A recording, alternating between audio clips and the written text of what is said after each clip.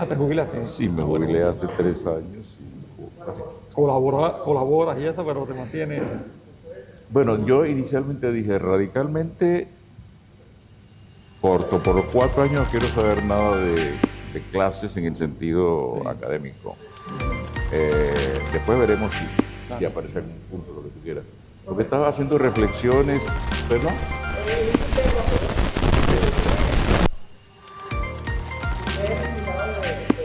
O sea, el invitado es el profesor Jorge. Ah, Sí, esa es la charla. Estamos aquí con Jorge en palabras clave. Fíjate cómo te cambia. Oye, pero menos mal que nos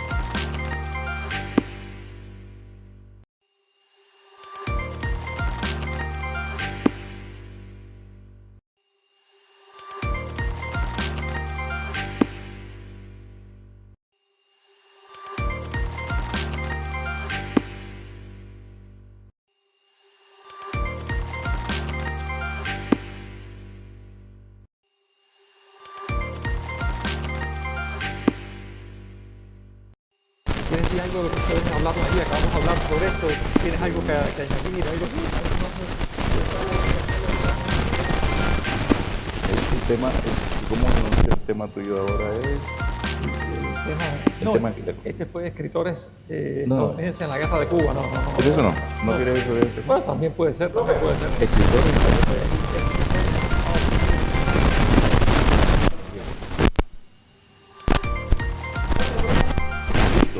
Que hable, dice. Ah, que hable. Que para tomar el sonido. Ok. ¿Aquí estoy bien? Sí, señor. Perfecto. Vamos, iniciamos transmisión en 3, 2, 1. Vamos al aire, Jorge.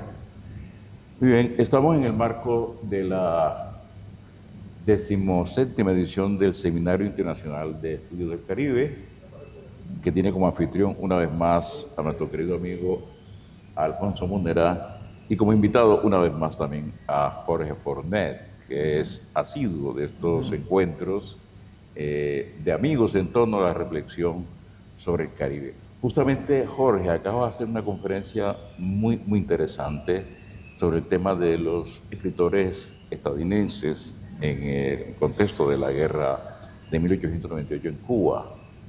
Fue algo realmente extraordinario lo que hiciste.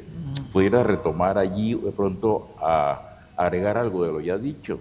Sí, a ver, bueno, entre todos un gustazo estar aquí en este encuentro, estar aquí una vez más en el seminario. Es un lugar que tiene la capacidad de tejer redes intelectuales, redes entre estudiosos, entre escritores de la región, y eso es parte del encanto de la región y mucho más allá, y es parte del encanto de venir a un sitio como este, la oportunidad, por ejemplo, de estar aquí contigo, de escucharte, haberte escuchado hablar, leer, reflexionar sobre la poesía hace unos minutos.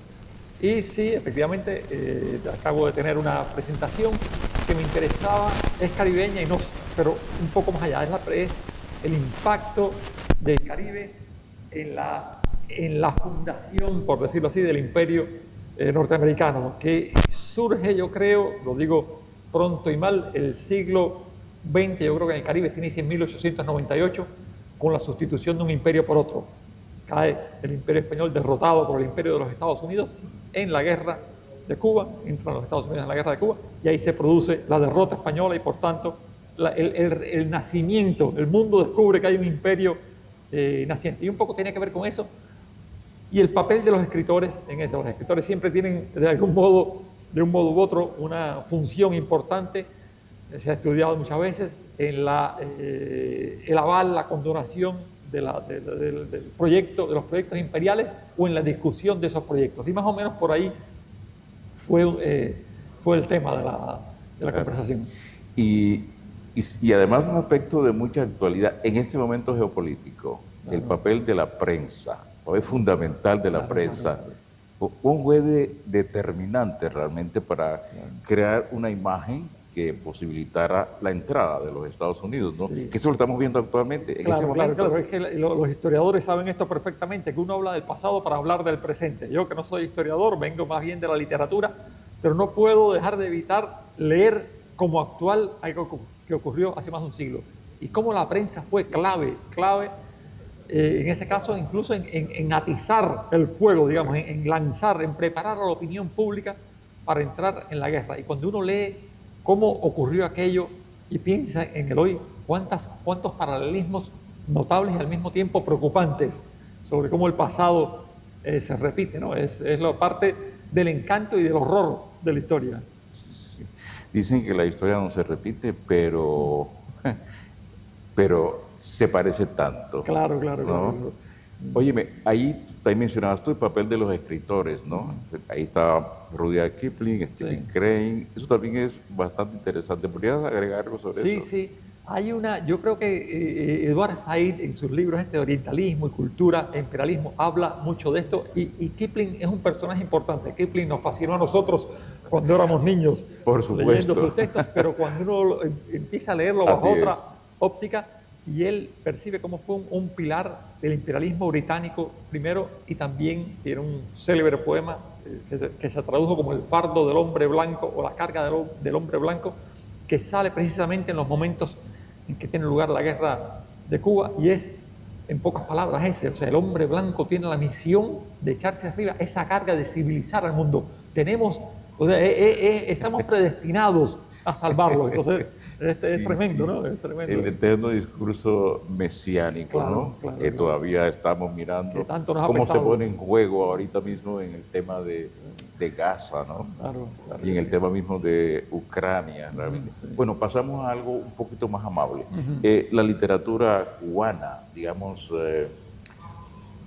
te pediría que nos dieras algunas señas de identidad de la cultura cubana. Sí. Si es que ya la palabra identidad es un poquito, como decíamos ahorita, un poquito resbaladiza. Y veamos lo siguiente. Yo recuerdo en algún momento, sí, algunos años, que me tuve una invitación coincidiendo con Nancy Morejón en un encuentro de poesía en Rosario. Sí. Y recuerdo que la invitación más o menos decía así: 2 autores del Caribe, y querían que habláramos sobre el lujo, la opulencia, la suntuosidad barroca, ¿no?, del Caribe. Debo decir que a mí me creó una cierta inquietud esa formulación. No sé tú qué pensarías a propósito de ello y en relación con la literatura cubana en general. A ver, sí, te agradezco que te metas por ese cauce, porque cuando tú hablabas hace un rato y hablabas de la identidad como metáfora inacible, no recuerdo bien cómo decías, que es doblemente ya algo difícil de agarrar. Todos tenemos identidad, pero al mismo tiempo es difícil definirnos, además de que es cambiante, como sabemos. Y cuando hablaban de algo a propósito de tu lectura, yo pensaba que parte de las características esenciales de la literatura caribeña, voy a permitirme generalizar, estamos en una conversación que me siento libre, no estamos escribiendo un ensayo que uno tendría que ser más preciso, pero aquí podemos darnos el lujo de divagar. Es la capacidad para incorporar la cultura popular, es una capacidad extraordinaria para incorporar la música, elementos, o sea, moverse en diferentes registros. Y no es falso que haya una literatura barroca en el Caribe, pero al mismo tiempo tampoco es falso cómo se nutre permanentemente esa cultura popular. El Caribe, ya sabemos lo que es esta extraña amalgama. Si vamos a usar la metáfora de Fernando Ortiz para Cuba, es un ajiaco. No sé cuál es la palabra exactamente, la palabra colombiana, creo que es sancocho, me parece. Ajiaco, sancocho, pasa, sancocho, sí. Más sancocho es más el de la costa. Bueno, entonces este sancocho en que se mezcla todo, y la cultura y la literatura tiene esa capacidad. Uno ve, por ejemplo, me preguntabas por la literatura cubana, uno ve la poesía de Nicolás Guillén, o en otro lado del espectro, la narrativa, las novelas de Guillermo Cabrera Infante, y ve cómo entra la música como tema, pero también como ritmo, cómo entra en Carpentier, a pesar de ser un escritor de culto, cómo está la música. Y fíjate, mientras te digo eso, recuerdo algo que escapa al Caribe. Leí hace poco uno de estos cursos, un libro sobre estos cursos que ofreció Julio Cortázar en la Universidad de Berkeley, y alguien le preguntaba sobre la música. Él dice, para mí el jazz, tú hablabas del jazz también hace un rato, para mí el jazz es esencial y no se entiende mi literatura sin el jazz. Es una literatura muy audible. Dice, a diferencia, eso no quiere decir que sea mejor o peor, no quiere decir que sea una gran literatura. Por ejemplo, dice él, Vargas Llosa me parece un escritor extraordinario, pero sordo, no tiene, ajeno a la música. Entonces, yo diría que en el Caribe no hay, es muy difícil encontrar escritores sordos, aunque no esté la música presente, explícitamente presente, está ahí, en ciertos ritmos, ciertas modulaciones. No sé si tú estás de acuerdo, si te parece. Estoy completamente de acuerdo. Justamente cuando conversábamos con Javier Ortiz, que tú aludiste a ello, hablábamos el guarrú de la cultura caribeña estaba un poco en lo afro, elemento afro, tan radicalmente importante a la hora de pensar o de percibir la música, ¿no? Es decir, hablábamos incluso de una marca de agua en la cultura caribeña, que se trasuntaba en todos los productos culturales, ¿no? Que estaba ahí como un tácito, pero con una respiración desde adentro, ¿no? Claro. Como tú decías ahora, que no aparece o no necesariamente aparece de manera explícita, sino que está sinuosamente allí respirando, ¿no? Claro. Respirando. Es quizás, disculpa, aquella broma, y que no es tan broma, de García Márquez, de que 100 años de soledad es un vallenato de 300 páginas, ¿no? Está diciendo eso de alguna manera. Por supuesto una butad, pero está jugando con esa idea. Es una butad que algunos se lo han tomado demasiado en serio. Ese es el problema. Ese es un problema, que toman demasiado en serio esas metáforas. Y bien, nuestro Caribe, en verdad que, bueno, tenemos unas peculiaridades. Colombia, el Caribe continental. Hay una metáfora muy interesante de un amigo ya fallecido que a mí me gusta mucho, lo que dice que la costa Caribe, en Colombia, que es un país andino, es una especie de isla encallada. Interesante eso, ¿no? Claro, Una isla encallada, pero que conserva justamente los hilos, ¿no? Que la tejen inexorablemente pues sí. al Caribe, ¿no? Y ese hilo, un hilo fundamental, es la música. Claro. Es la música. Yo recuerdo mi encuentro con la música del Caribe. Yo vengo de un pueblito donde, bueno, estaba la música vernácula nuestra, los corraleros de Majagual, el porro, realmente, pero mi encuentro con la música que vivíamos del Caribe insular, ese que circula y es como que abraza a todas, ¿no?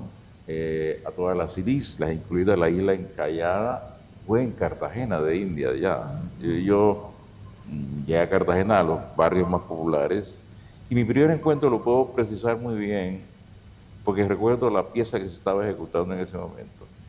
Es una famosa descarga que se conoce como descarga Chihuahua. Chihuahua. Chihuahua, sí, porque el ejecutante tiene ese nombre, conocían como Chihuahua. Y es una descarga impresionante. Yo estaba pasando por la calle y había una muchacha, una negra, bailando con pies descalzos. Pies descalzos, esa música. Y yo sentí que ahí había una cosa de éxtasis casi religioso, ¿no? En esa danza. Yo realmente la he fijado como una imagen fundamental. En algún poema mío está. Sí, déjame decirte algo, escuchándote, pienso, no tuve esa experiencia, pero tuve una experiencia bastante singular al venir por primera vez a Cartagena, a esta parte de esa isla encallada un poco, anclada a tierra firme, pero no deja de ser isla. Y es que me sorprendió la militancia caribeña, es decir, yo como cubano soy caribeño, pero al mismo tiempo la caribeñidad quizá no sé si se da por descontada o no se practica, digamos, muy racionalmente, aunque esté en todas las expresiones culturales, pero me parece que hay a veces una tensión con la condición caribeña, que aquí no vi. O sea, aquí yo me di cuenta que eran explícitamente caribeños y había, por razones históricas, es decir, porque tienen un otro no caribeño, tienen un interior que de alguna manera los desafía y que los obliga a plantar, ¿no? a decir yo soy esto. Sí. Quizás en el caso de Cuba no. Me acordé incluso de una algo duro que dijo Cintio Vitier, gran poeta y un gran pensador, pero algo duro que dijo a propósito de un poema de Virgilio Piñera que, escuchando leer, recordé Vida de Flora, ese poema de Virgilio Piñera. Cintio Vitier les recordaba que ese poema lo remitía al cuaderno de un retorno al país natal de Mesecer y le preocupaba ese algo así, nos hace parecer como si perteneciéramos a una atroz Antilla cualquiera. O sea, era duro. Es decir, nosotros no somos una islita de esta caribeña, nosotros somos otra cosa. Entonces había como esa tensión con el Caribe de si ser o no caribeño, como también somos latinoamericanos, entonces hay un debate. Y aquí se me resolvió de muchas maneras ese conflicto. Bueno, sí, son, digamos, auténtica y orgullosamente caribeño, ¿no? Y me reveló. Sí, en gran medida, sí, pero algo me recordaba a Piñera y recuerdo un texto maravilloso suyo que yo lo tengo en mi altar personal, La Isla en Peso. La Isla en Peso, claro, es la Isla en Peso lo que estaba diciendo, dije Vida de Flora, es la Isla en Peso, tienes razón. Sí. A esto se refería Cintio, y fue el que me hiciste recordar. Sí, ¿verdad? Qué maravilla. Bueno, fíjate, esos conductos por debajo del agua, tú dices, te evocó un poco La Isla en Peso, y eso es un poema que a mí me ha marcado muchísimo, de Piñera, maravilloso. Ahora, sobre lo que tú dices sobre el Caribe, fíjate que me parece muy, muy interesante que tú planteabas, pero no sé si pasará en Cuba, pero yo en mi caso personal en el Caribe, práctica de la literatura, de la poesía, de pronto he sentido que hay una especie de mirada estándar, una tendencia a la estandarización de la imagen del Caribe en el Caribe colombiano. Una especie de cierta mirada un tanto imperializadora en el sentido de monolítica. Por ejemplo, vuelvo a recordar aquella frase para que nos invitaron a Nancy Morón y a mí, hablar del Caribe suntuoso, barroco, lujoso. Debo decir, por ejemplo, que en ese momento cuando me dijeron eso, yo dije, pero yo no me siento así. Yo no soy esto. Yo no soy esto. Entonces, ¿a qué están apuntando? Yo siento que hay un poco esa tendencia en el Caribe, en el plano de la literatura. Por un lado esa, y por otro lado, otra consideración del llamamos, el texto performativo, digamos, que uno aprende, por ejemplo, con Benítez Rojo, ¿no? El juego, el humor, etcétera, en el cual podíamos pensar en Luis Carlos López. ¿No? Claro. Hay como dos miradas que se proyectan casi como canónicas. Entonces, si tú no estás ahí, comienzan a decir, pero bueno, ¿en qué medida es? A discutir un poco esa cosa tan compleja que hemos hablado, que es la identidad. Sí, mira, ¿algo de eso hay en Cuba? Seguramente sí, claro. Y ahora que dicen lo del humor, es clave, efectivamente, en la literatura caribeña.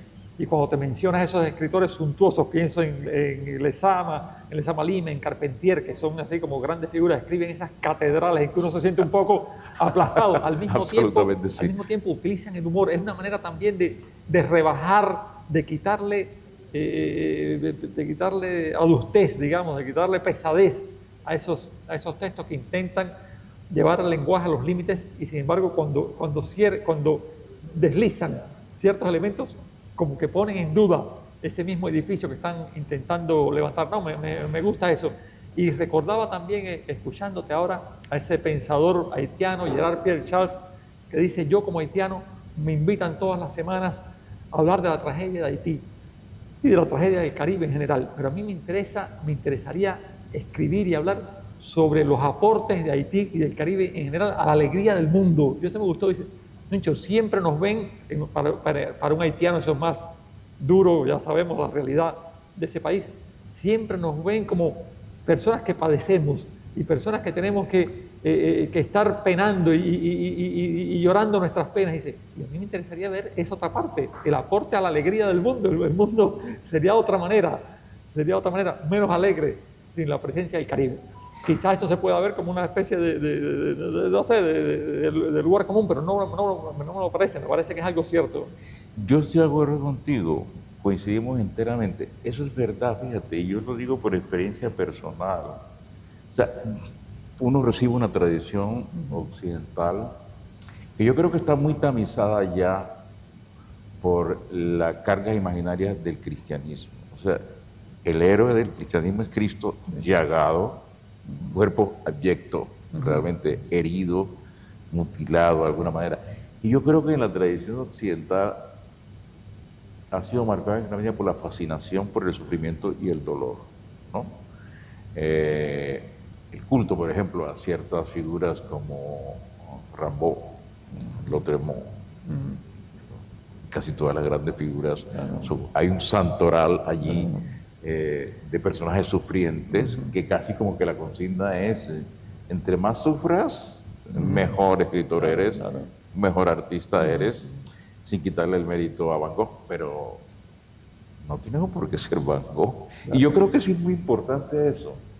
Es decir, un aporte caribeño, yo creo que está ahí. Eso que tú señalabas, la alegría, ¿por qué no? Eso que habla Benítez Rojo, la cierta manera, ¿verdad? Que de alguna manera es antiapocalíptica, que de alguna manera se resuelve en fiesta. Yo te debo decir una cosa, que en algún momento de mi vida yo decidí que mi poesía tenía que reír. Tenía que reír, porque es lo que le da algún sentido a la vida, promoción a la vida, ¿no? Y yo creo que hay que apostar por la vida. Y yo creo que eso es un aporte fundamental del Caribe. Fíjate, pensando en Glissant, por ejemplo, Glissant como de toda esa cosa tortuosa que fue la esclavitud, esa borradura histórica, cultural, ese intento al menos hacerlo, cómo de él aparece esa idea de la poética de lo relacional como ofrenda. A mí me parece maravilloso eso, como una ofrenda.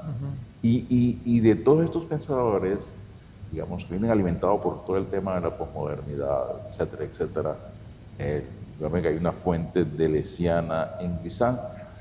Glissant tiene como una apuesta por la vida.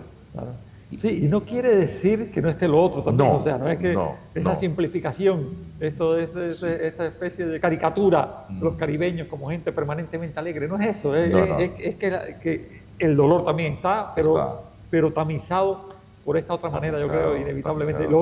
Escuchándote leer eso que tú haces, que hacen también otros escritores en el mundo, pero en la región particularmente, de moverse en tantos registros y que pasa, digamos, puede parecer a veces que estás hablando solemnemente y de repente todo eso se quiebra, basta un verso que le da un giro total a la densidad, o al contrario, a veces parece algo muy superficial y de repente, entonces esa permanente ruptura, me pregunto, no podemos quizás decirlo del todo, pero me pregunto si no será una característica tan propia o tan extendida entre nuestros escritores, ¿no?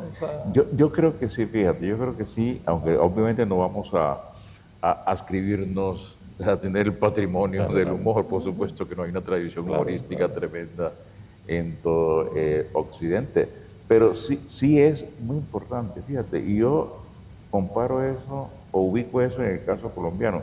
En el caso colombiano hay una tendencia muy fuerte a la entronización de la seriedad, hay un exceso realmente del culto a lo serio. Pero fíjate, todo esto es así de ambiguo, la gran tradición de humor está en un cachaco, no en un costeño.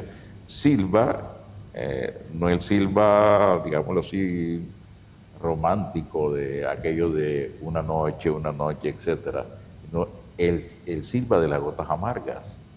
Ahí está un poco el punto de partida de la ironía en la poesía colombiana, que no se ha sido capitalizada por, digámoslo así, el canon más representativo, más iconizado en la tradición colombiana. Pero viene Alberto López y arraiga tremendamente la cultura caribeña. Y está ahí, siempre el humor como en un segundo lugar. En la tradición poética colombiana el humor tiene un segundo lugar, realmente. Hay que pensar que... Más seria que... Sí, es más seria. Y yo particularmente pienso que justamente el humor, si algo pone a la literatura y a la mirada sobre el hombre, es la profundidad, realmente. O sea, el humor es lo más serio, realmente, que uno puede encontrar en todas estas tecnologías de la palabra. Me gusta, por cierto, eso que hiciste, que cuando ya habíamos llegado a una conclusión irrebatible para el humor en el Caribe. Le diste una vuelta y dijiste, bueno, son los cachacos en realidad. Así que bueno, esta conversación eso es parte muy interesante de porque irle dando vueltas a algunos temas y descubrir que estamos en realidad... claro, claro. Cada El papá de afirmación. Silva es el padre de la poesía colombiana moderna, pero en las dos vertientes, ¿eh? En las dos vertientes. En la vertiente de la seriedad, digamos, de resonancias románticas, ¿no? Y en la otra, la del humor. Pero el que ha sido más valorado ha sido el primer Silva. El segundo, más bien, tiende a ponerse en segundo lugar. Claro.